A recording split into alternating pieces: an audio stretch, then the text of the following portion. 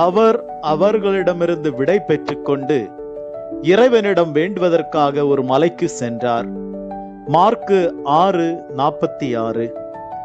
இறையேசுவில் பிரியமான சகோதர சகோதரிகளே, கருணையின் வடிவமான இயேசு அன்றாடம் அதிகாலையில் எழுந்து தந்தை கடவுளிடம் உறவாடி அன்றைய நாளுக்கு தேவையான ஆற்றலை தனக்குள் நிறைத்துக் கொண்டார்.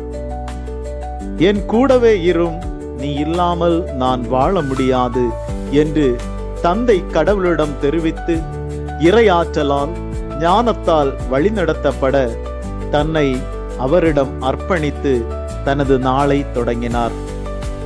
நாமும் அவரை போன்று நம்மை முழுமையாக கடவுளிடம் அர்ப்பணித்து கடவுளோடு இணைந்து வாழும் வரத்திற்காய் மன்றாடுவோம்.